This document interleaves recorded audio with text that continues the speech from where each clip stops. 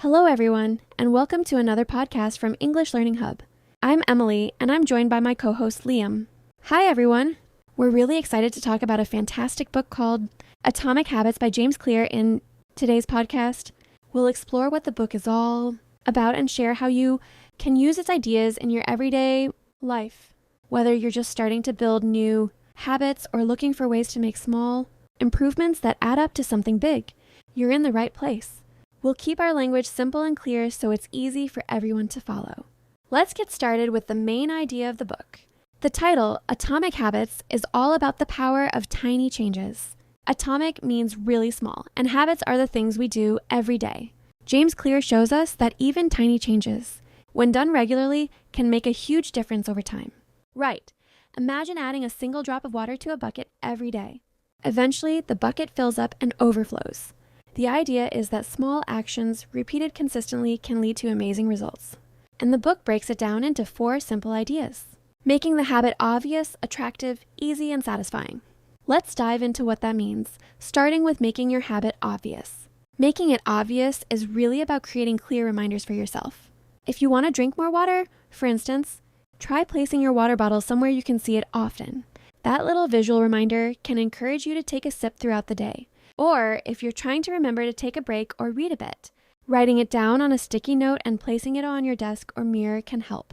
It's all about designing your environment so that the habit is right in front of you. Even something simple like leaving your running shoes by the door can prompt you to go for a walk when you see them. It really helps when the cue is in your face all the time. Exactly. It's like setting up little signals in your day that remind your brain to start the habit without much thought. Now let's chat a bit about making the habit attractive. This means finding ways to make the habit something you actually look forward to, rather than a chore. For example, if you want to read more, pick books that really catch your interest and create a cozy reading space. I love that idea. Imagine setting up a small corner in your home with a comfy chair, soft lighting, and maybe even a little plant. When you have a space that feels welcoming, reading becomes something you're excited to do. And sometimes adding a little treat or reward makes the habit even more appealing. After a workout, you might reward yourself with a healthy snack or a few minutes of your favorite podcast. It's about turning the habit into a little celebration. Right, and it's not just about the reward after the fact. Sometimes the process itself can be enjoyable. For example, if you're learning to cook healthier meals, try to experiment with new recipes that you find fun. Making the cooking process enjoyable means you're more likely to do it regularly. Exactly. When you combine pleasure with productivity, the habit turns from a mundane task into something that brightens your day. Moving on, the next idea is making the habit easy. The book stresses that if a habit is too complicated or time-consuming, you're less likely to stick with it. The key is to simplify your routine so that it feels manageable every day. Think about starting an exercise routine. If you expect yourself to run for an hour on day 1, it might feel overwhelming. Instead, start with a simple 5-minute walk or some basic stretching. Once it feels natural, you can slowly build on it. I remember a time when I wanted to start journaling every morning. I would sit down with a big notebook and try to write pages and pages. It just felt like too much. Then I decided to start by writing just 1 sentence a day. That small sentence eventually turned into a habit, and now I write a whole page almost every morning. That's a perfect example. It shows that by reducing the initial barrier, you make it so much easier to stick to your habit. Breaking a big goal into smaller steps is a game changer. And it's not just about reducing the effort required. Sometimes it's also about cutting out distractions. If you want to study, for instance, set up a dedicated space where you're free from interruptions. A quiet corner or a specific desk can make a big difference. The last idea is making the habit satisfying. This means you should feel good when you complete your habit.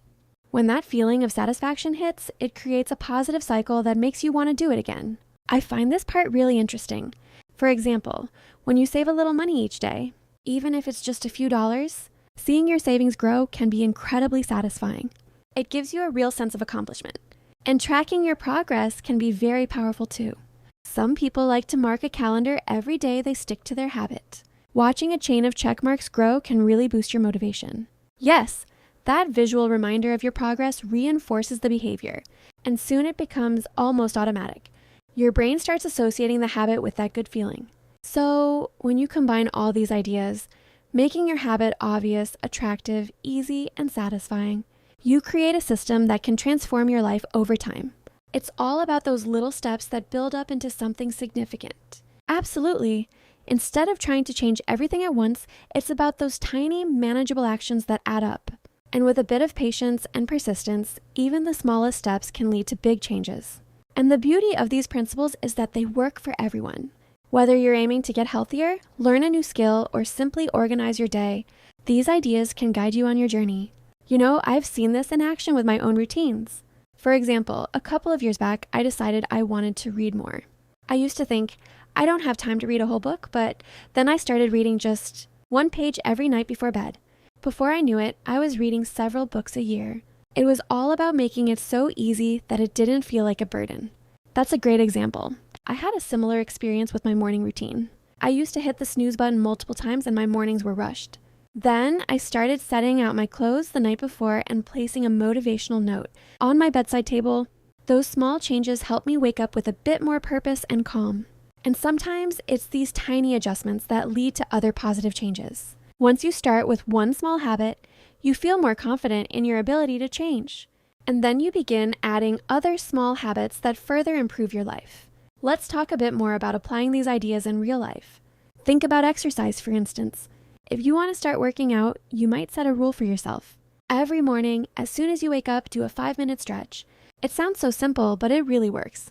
Eventually, that 5-minute routine can expand into a longer workout if you want. I have a friend who always talked about wanting to exercise more but never got started. One day, she decided to place her workout clothes next to her bed. Every morning, the sight of those clothes reminded her to do something active. At first, she just did a few stretches, but soon she began incorporating short walks and even some light jogging. Now she's more active than she ever thought she could be. And sometimes, the habit isn't about doing something intense, it's about consistency. Like, if you want to improve your language skills, you could learn one new word each day. Stick that word on your fridge, use it in a sentence, and by the end of the month, you'll have a little boost to your vocabulary. It may seem small, but it adds up over time. Exactly. And sometimes, making the habit social can really help too. I used to struggle with staying motivated for long study sessions. Then I joined a local book club. We met once a week to discuss what we were reading. And suddenly studying became a fun social activity rather than a lonely chore. Having others around you who are working towards similar goals can be incredibly encouraging. I remember a time when I wanted to get better at cooking healthy meals. I invited a couple of friends over for a cooking session and we experimented with new recipes. Together, it turned out to be so much fun that it became a regular event. Not only did I learn new techniques, but the social aspect made the whole process enjoyable and sustainable. And there's also something to be said for the power of routine in our daily lives. Consider a morning routine that incorporates multiple small habits. For example, you could start by drinking a glass of water, doing a quick stretch, and then writing down one thing you're grateful for. It might take just 10 minutes, but it sets a positive tone for the day. I've seen routines like that make a huge difference. My neighbor started a simple morning routine where she listened to a favorite song while making her coffee. It's a small act, but it puts her in a good mood and helps her feel ready to tackle the day. Another real-life example is how some people use habit tracking apps. I have a friend who uses one to track his daily exercise and meditation. Every time he completes his habit, he logs it, and over time he can see his progress. It gives him that extra push to keep going, even on days when motivation is low. It's amazing how technology can support these small changes. Whether it's an app, a journal, or even a simple calendar, tracking your progress can serve as a visual reminder of how far you've come. Let's also talk about some of the challenges that come with building new habits. We all have days when things don't go as planned. There are days when you might miss your workout or forget to read that one page. It's important to remember that a small setback doesn't mean failure. That's so true. I remember a time when I was trying to stick to a morning routine, and one week, everything felt off. I was overslept, tired, and nothing worked as planned. Instead of beating myself up, I took a deep breath, reminded myself that setbacks are normal, and got back on track the next day. It's about progress, not perfection. And sometimes those setbacks are opportunities to learn. Maybe you need to adjust your routine or find a different time of day that works better for you. Flexibility is key. The book really emphasizes that consistency is more important than being perfect every single day. I think one of the best ways to handle setbacks is to have a plan in place for when things go off track. For instance, if you know you might miss your workout because of a busy schedule, have a shorter backup plan ready. A quick 5-minute routine that still keeps you in the habit. I've done that myself. There were days when my schedule was so packed that I couldn't do my usual 30-minute jog. Instead, I'd do a set of quick exercises at home. It wasn't as ideal as my regular routine, but it kept me moving and maintained the habit. And it's important to celebrate even the small wins. Every time you stick to your habit for a day, it builds your confidence and motivates you to keep going. Sometimes simply acknowledging your effort is all you need to get back on track. You know, these ideas really resonate with me because they remind me that change doesn't have to be drastic to be meaningful. It's all about the little things that accumulate over time. One day, you might look back and be surprised at how much you've grown. Absolutely. It's like planting a seed. You might not see a big tree right away, but with consistent care, it eventually grows into something strong and lasting. Speaking of growth, another interesting habit is the idea of reflection. Taking just a few minutes each day to reflect on what went well can be incredibly beneficial. I've started doing this in the evenings, writing down one positive thing that happened during the day. It helps me focus on progress rather than setbacks. I do something similar.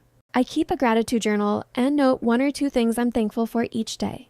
It not only boosts my mood, but also reminds me of the small steps that make my day better. Over time, these reflections become a powerful motivator, and these reflections tie back into the idea of making a habit satisfying. When you see the benefits of your actions, it reinforces the behavior, making it more likely that you'll stick to it. Let's circle back a bit to the science behind habits, which I find really fascinating. The book explains that our brains work on a reward system. When you do something that feels good, like completing your habit, your brain releases a chemical called dopamine. That little surge of happiness makes you want to do it again. Right. That's why it's so important to make your habit satisfying. When your brain starts associating the habit with that good feeling, it becomes easier to stick with it. Over time, it almost feels automatic. I remember reading about someone who used a habit tracker not just to log activities, but also to see the streak of consecutive days they had succeeded. That streak itself became a reward, a visual cue that made them want to keep going. And it's not just about the chemical reward. There's also a psychological boost that comes from knowing you're making progress. Even if it's something as small as reading 1 page of a book, it gives you a sense of achievement that carries over to other areas of your life. It's fascinating how interconnected our habits are with our overall well-being.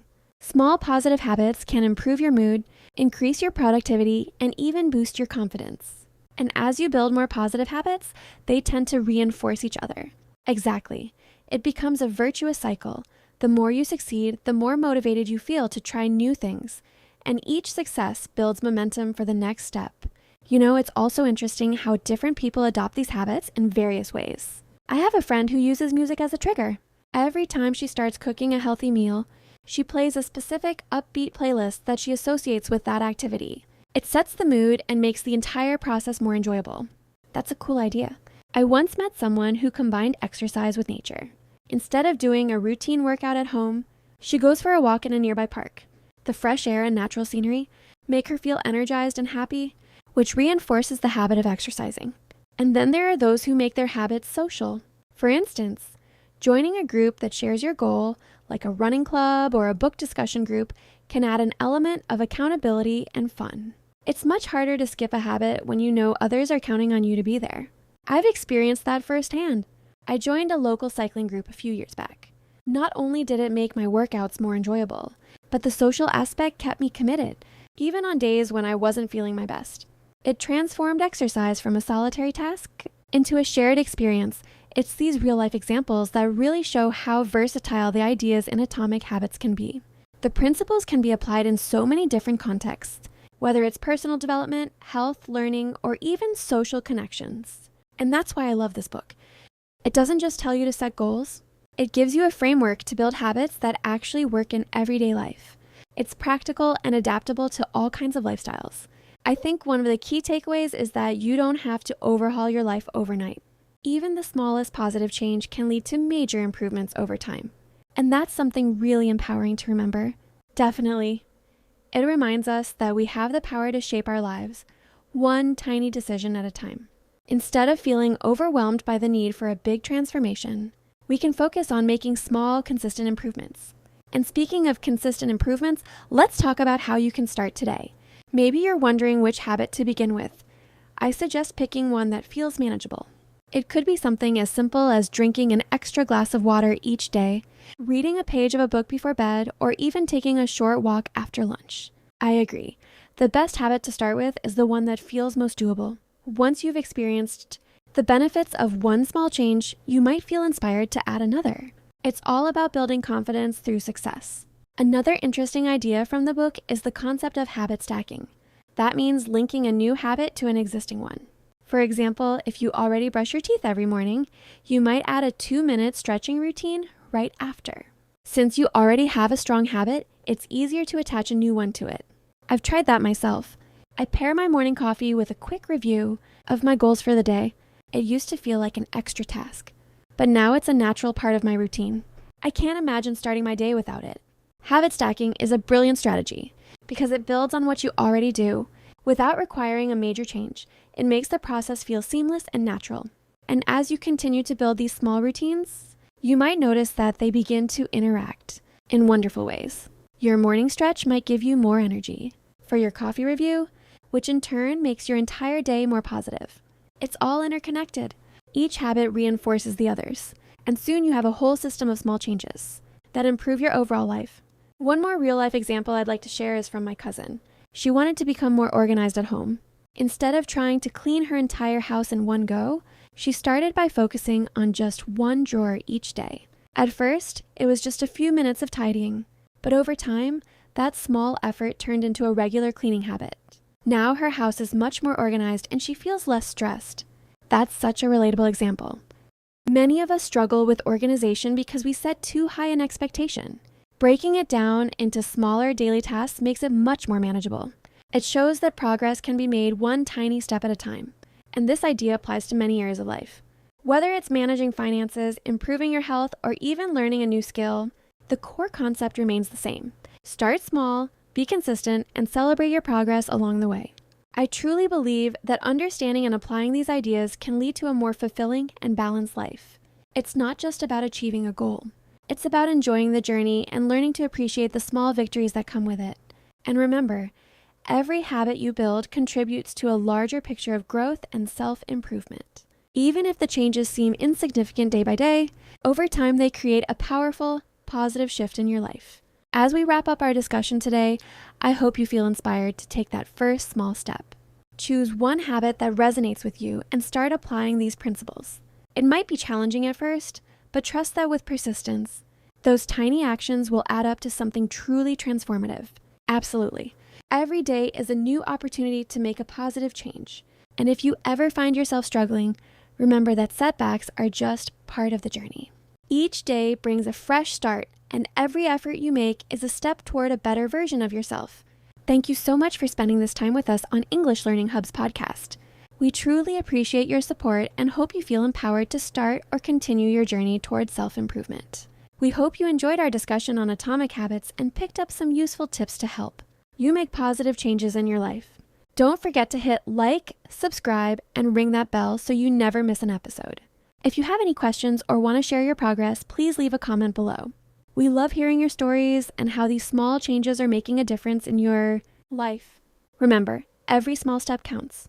Keep building those good habits, and before you know it, you'll see those little changes add up to something truly amazing. Until next time, take care, keep growing, and enjoy the journey of self-improvement. We believe in you, and we're here to support you every step of the way. See you in our upcoming podcasts. Bye, everyone.